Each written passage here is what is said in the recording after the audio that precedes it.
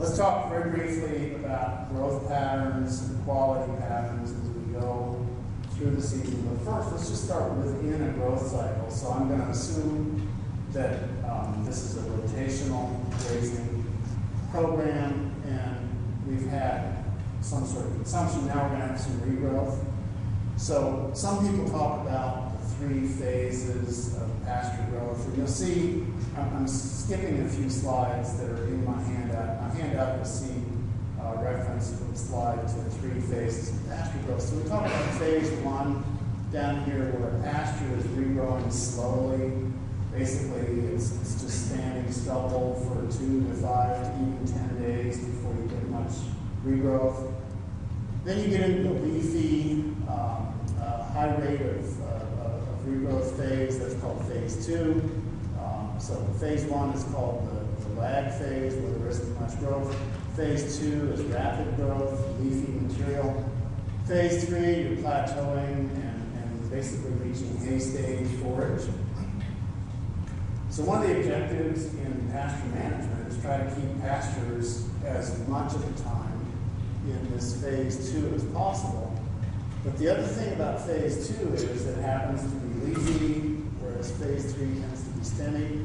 And you'll see in this diagram by Darrell Emick, some of you might have met Darrell Emick from New York State, former NRCS grazing land specialist, recently retired.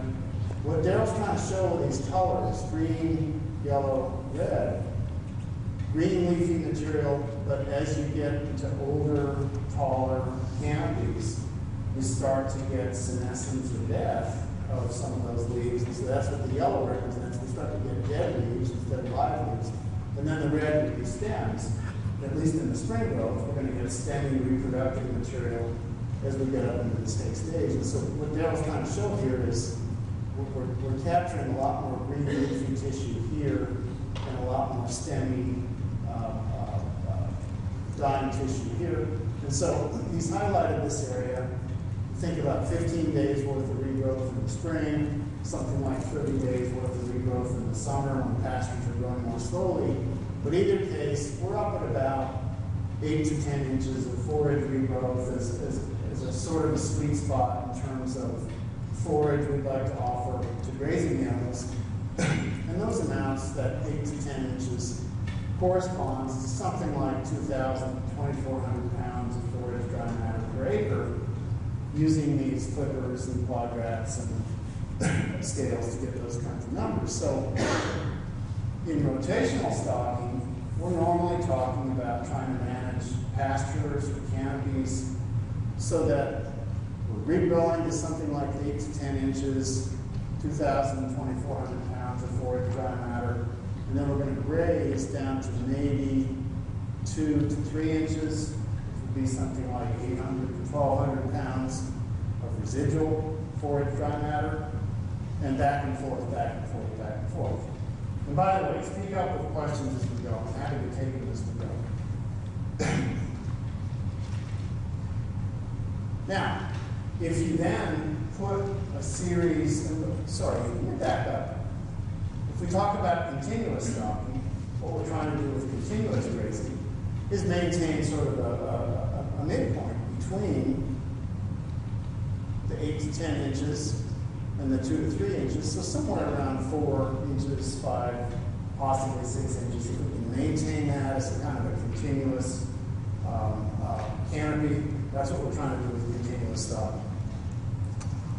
If we go through the season now, put a series of these growth cycles together, we can look at daily pasture growth rate. Think of it as the average daily gain of the pasture, dry matter per acre per day. We can go in the spring, here we are in month 4, April, my pointer to work. Okay. Let's take the middle, which is the average. These are higher and lower probability. Let's just take this blue line, that's the average. We're going to be at somewhere around 40, 45 pounds forage dry matter appearing on each acre per day. Think of it as a small rectangular bale of hay. It's going to go up to maybe 80, possibly 90 at peak growth rate in mid-May, late May. Part of that is because of stem elongation as forages are starting to go reproductive. Then it's going to drop off. We have what most of us observe in the surrounding states, summer slump. It's going to go down July and August, partly due to heat stress, partly due to not enough water if we have a drought. It might pick back up again briefly in September, October when we're back to nice cool conditions like we had in May. So if you track this through the season, you can see, well, on average, we're somewhere around 30, 35 pounds forage dry matter per acre per day. But it varies tremendously from 80 or 90 to 20.